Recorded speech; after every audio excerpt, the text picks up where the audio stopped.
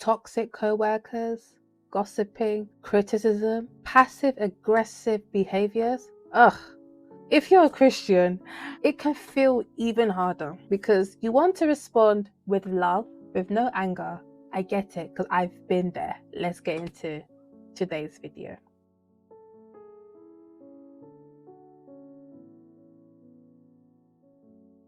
Hello, beautiful souls. Welcome once again to another video today. And this is the place where faith meets reality and Jesus is always at the center. My name is Kia Naomi, and here I share real life testimonies, godly wisdom, and encouragement to help you go in truth and with grace. So, if you're here for the real talk, purposeful living, and of course, Jesus Christ Himself, then you are in the right place.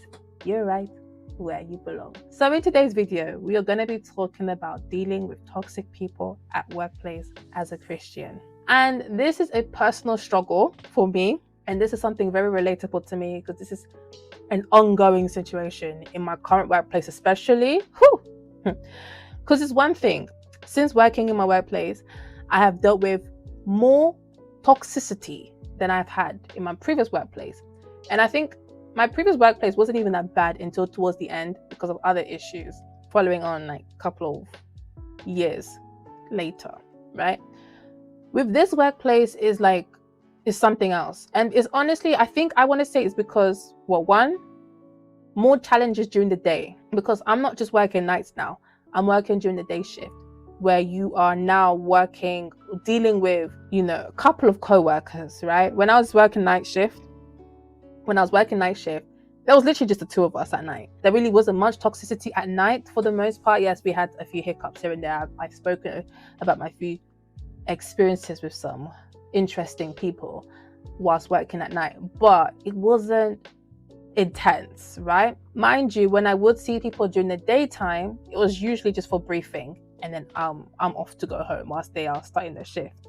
But working now, where I'm working, because now I'm working during the daytime, I'm having to work with more than two people on shift. I mean, not on shift, but in the team, amongst the team. I am now exposed to working with people who have an interesting mindset, an interesting way of thinking, an interesting way of working.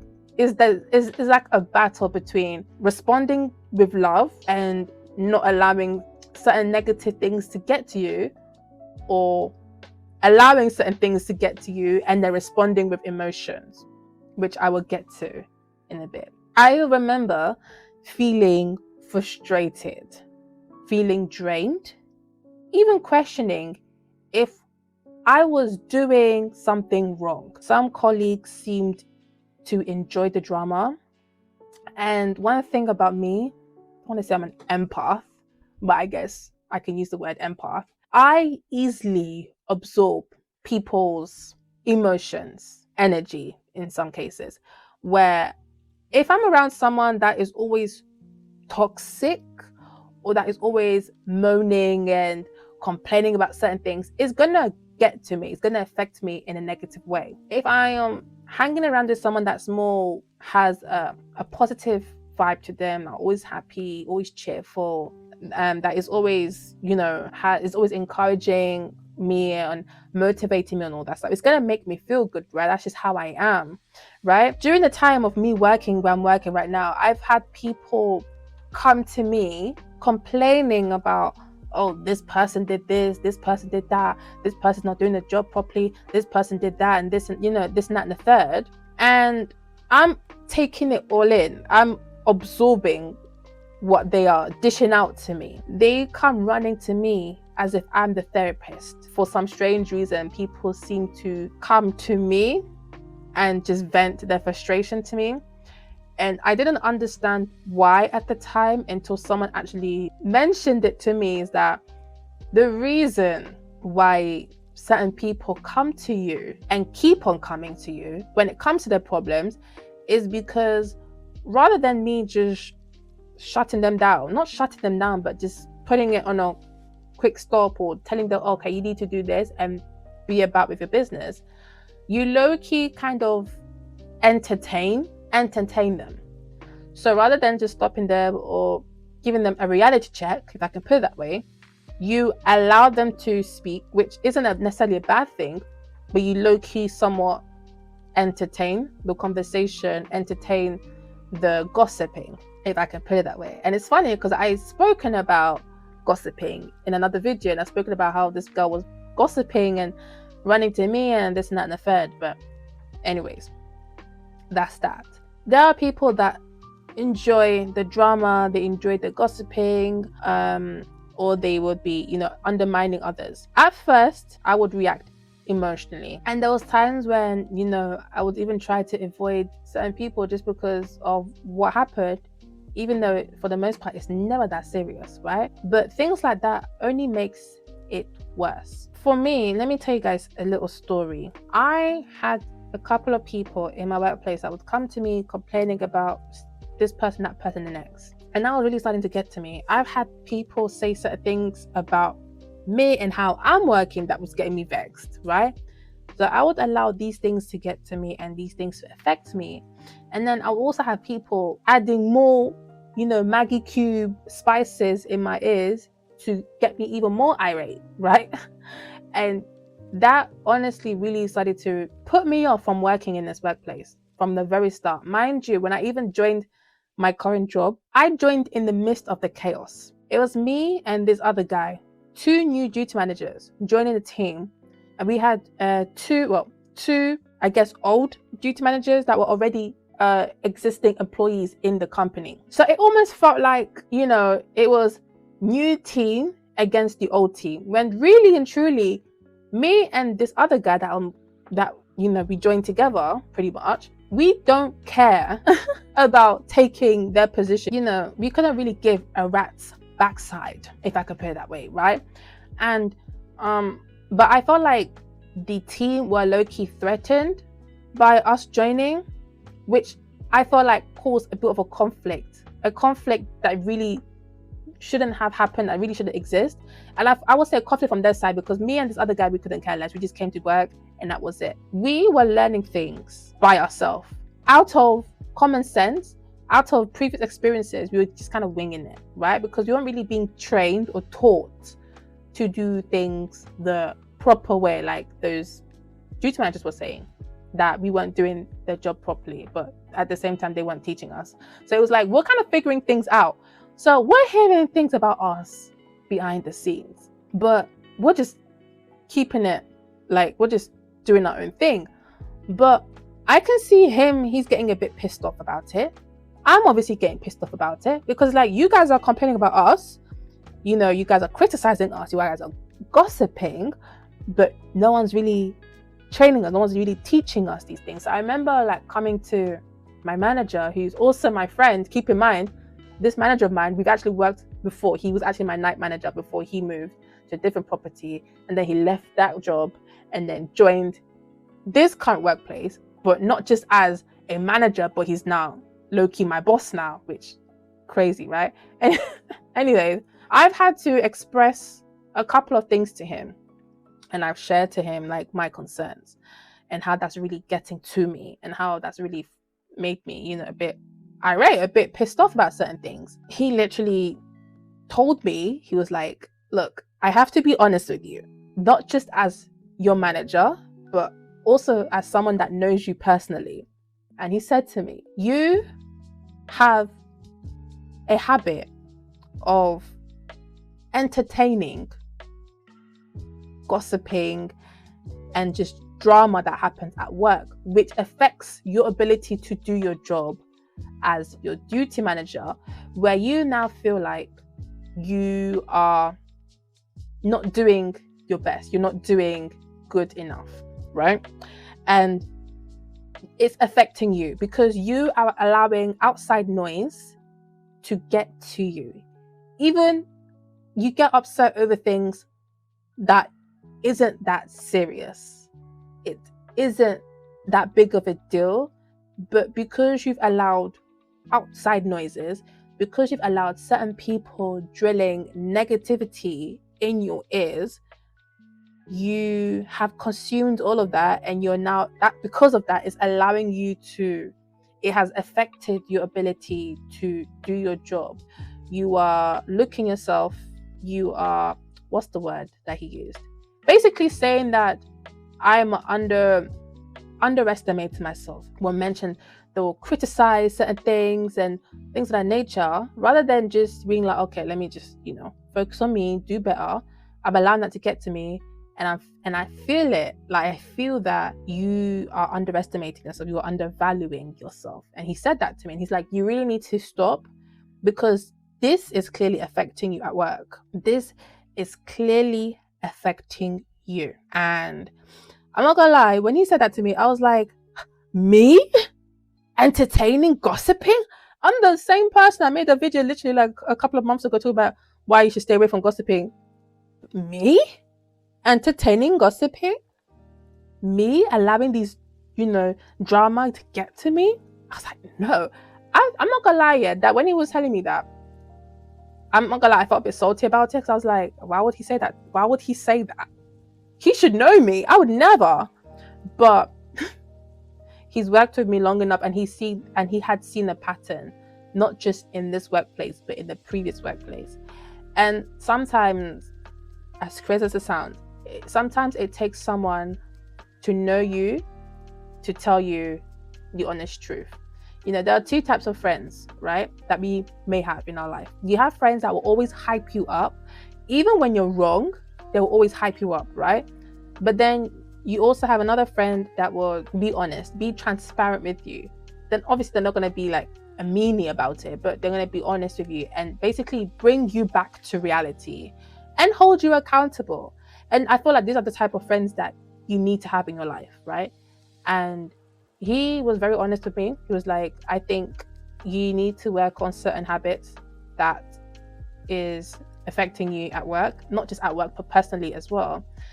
And basically saying you need to get your ish together, basically. Like I said, I was a bit salty about it, but you know what they say, the truth hurts, right? And sometimes you really have to sit back and really think to yourself, like, okay, maybe there's some truth to it. And one thing about me is I like to reflect on past mistakes. So I would literally sit down and think back at everything that I've done and see, okay, I see what he means with X, Y, and Z. I understand where he's coming from with this. I really had to do some self-reflection. I had to reflect on my own personal mistakes, and I had to reflect on what I went wrong, right? I had to reflect on the fact that I've allowed work drama to affect me in a negative way, to affect my way of just handling the shift, handling my job, and things of that nature.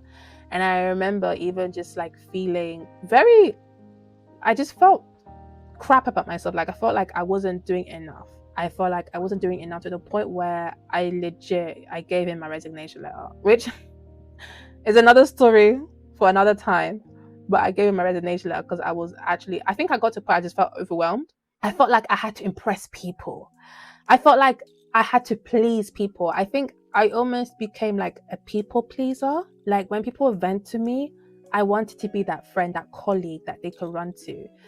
I was there trying to make them feel good. And I realized that, no, this is not right. It's not normal. It's not okay. Sometimes it's okay to hold your colleagues accountable. Sometimes it's okay to be like, no, right? But there's also a part of me that wanted, and that's another thing he mentioned, is that there's always a part of me that wants to please people. It comes from a place of care kind of thing, right? Which can be both a good thing, but not so good, because people can see that and they can take advantage of that. So I've had to learn to set boundaries at my workplace, right? And I remember just feeling extremely overwhelmed, feeling like I wasn't good enough, to the point like I literally gave my resignation letter. But funny story, I'm still working here. But that's another story for another time. Let me answer the main question, and that is, why is it hard, dealing with toxicity at work as a Christian? Well, as a Christian, we're called to love our neighbors, but it's not always easy when you have people around you that are toxic, right? It can feel like your faith is being tested every single day. Like I'm being tested all the time. Your response to the situation matters more than their behaviors. So I'm going to leave you with some verses. Okay, what are the key verses?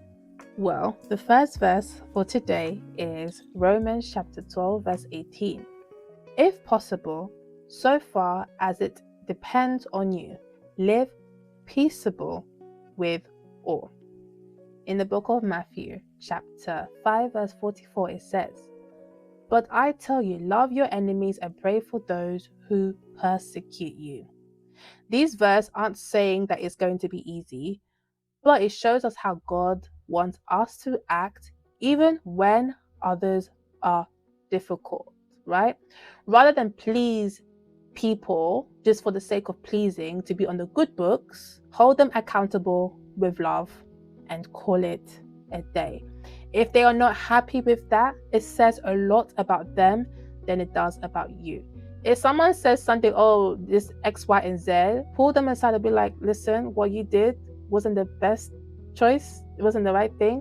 Maybe you should do X, Y, Z. And I say this out of love. If they don't like it and they see you as this bad person, that's their business. It has nothing to do with you.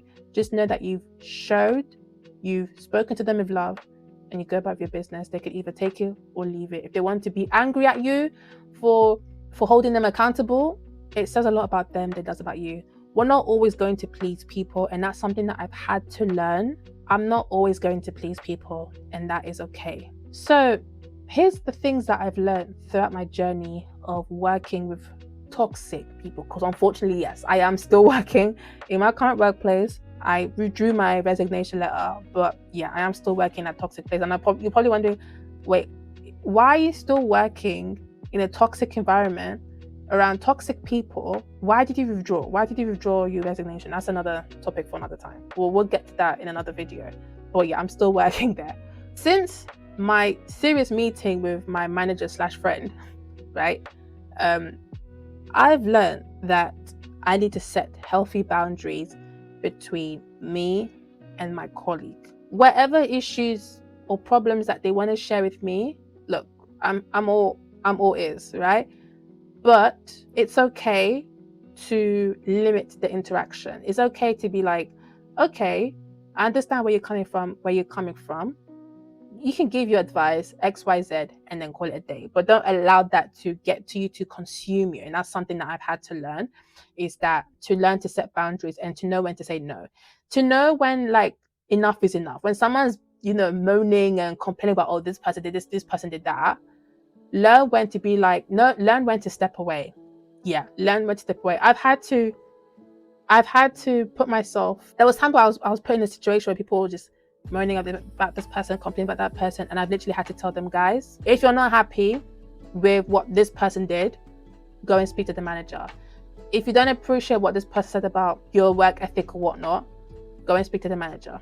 Okay, whenever I'm doing a handover and I'm saying, oh yeah, the manager told me to let you guys know to do X, Y, and Z, and they want to start complaining about it, I'll be like, guys, I'm just a messenger, take it as you will, moving on to the next.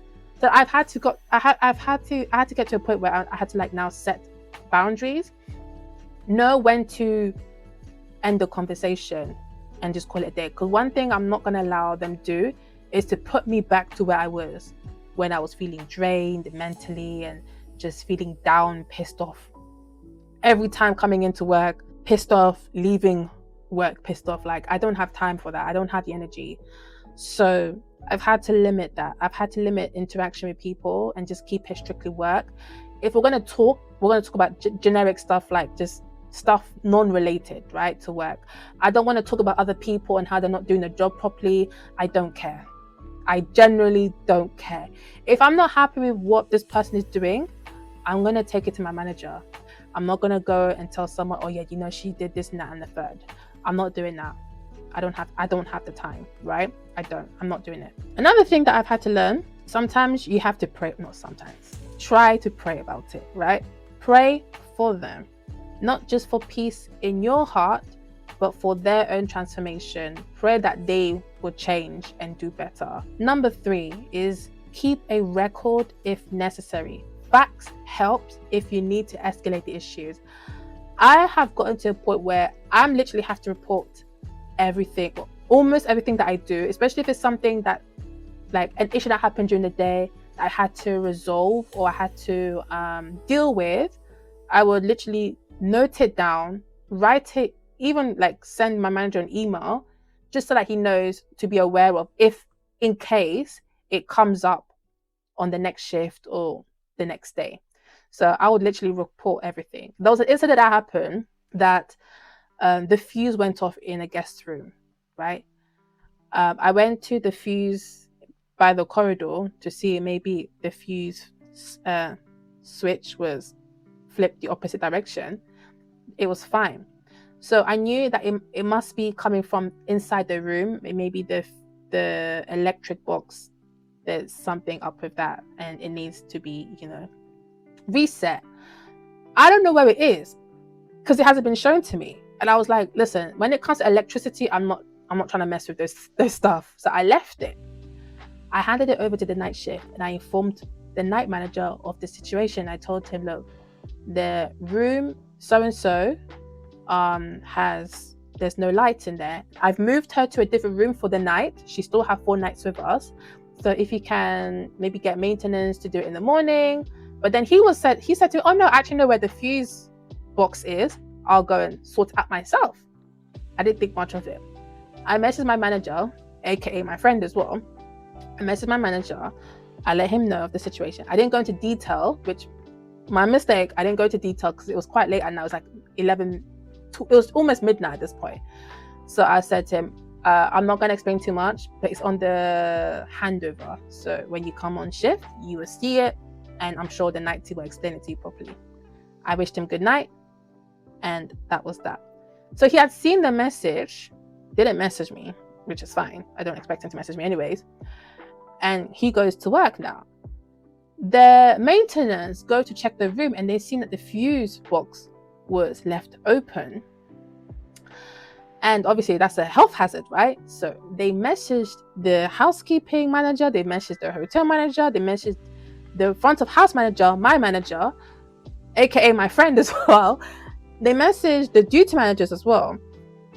And so they've all seen the message and seen that this is not good, this is not a good practice, blah, blah, blah, blah, blah. Now, no hate to my friend, but he literally said, oh, I know who did this. This person is leaving anyways, but I'm going to let this person know.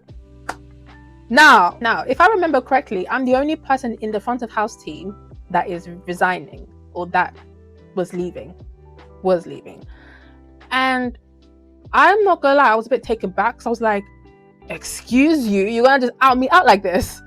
And I'm the only one that's leaving and you're gonna just tell us, yeah, I know who left the box like that. I'm gonna inform her, I'm gonna inform this person, because you say her, but I'm gonna inform this person not to do this again, not to do this. I'm also going to inform the management team. And I remember I saw that email and this was the following day, because the following day after that incident, I was doing a night shift. I was covering nights. Mind you, I came in that night, I wasn't in the best mood, and my manager, he noticed that and he was like, speak to me. So we had a bit of a chat, right? 2 a.m. in the morning, I'm seeing that email and I felt a bit like taken back. I was a bit pissed off because at this point I was thinking, okay, what was handed over to the early shift? What did the night team say to them? Like, was this all clear? Was the handover, was it briefed to the next shift, to the next team member clearly?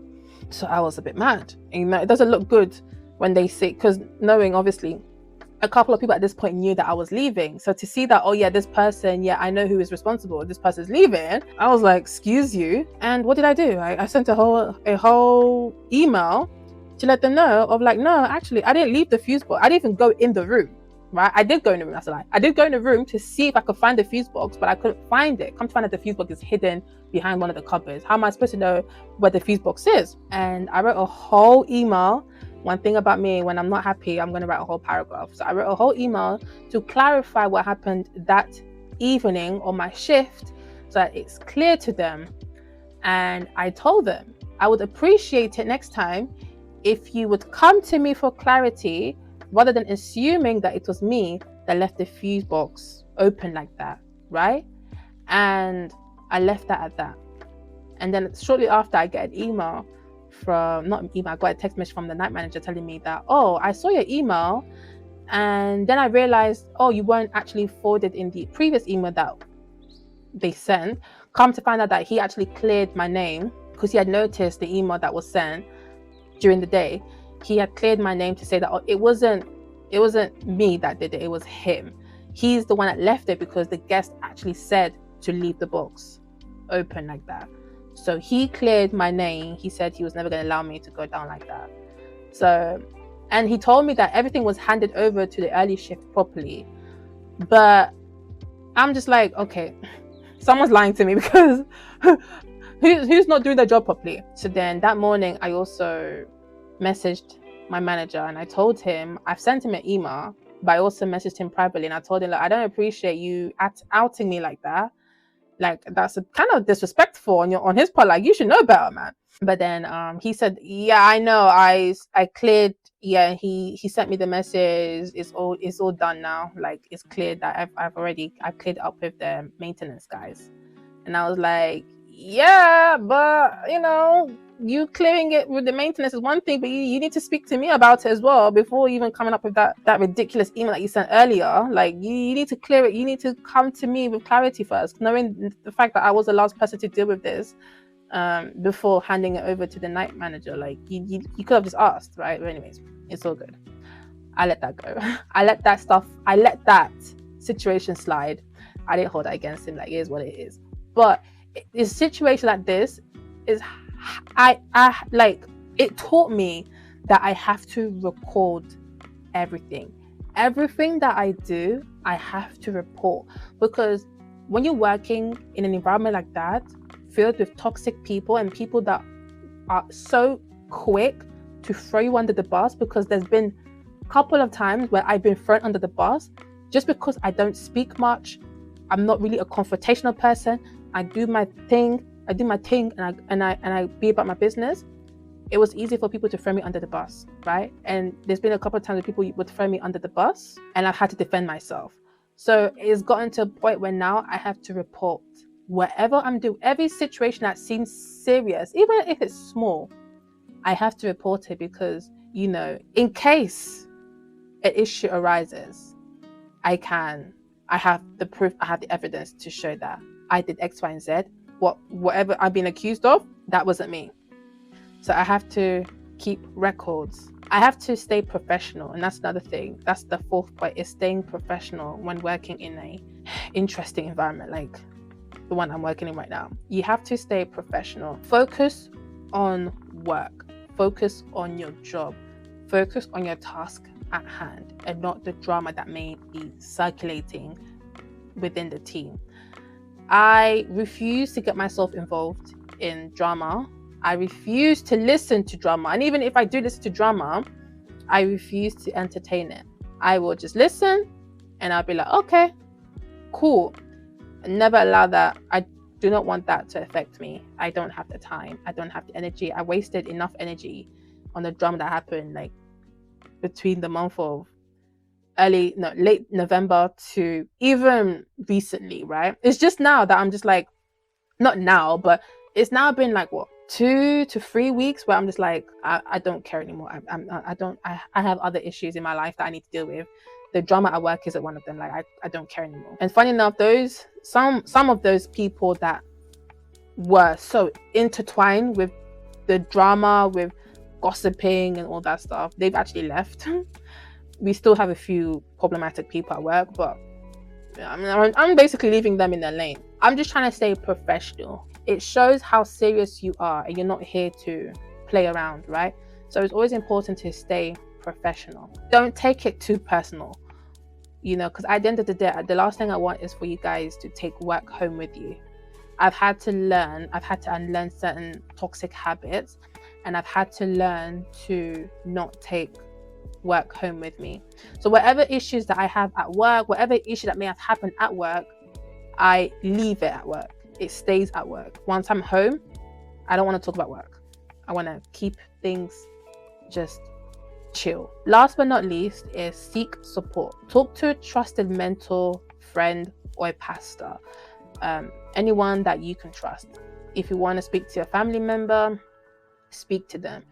If there is someone in your life that you're very close with and you trust them enough to share whatever it is that you're dealing with, speak to them.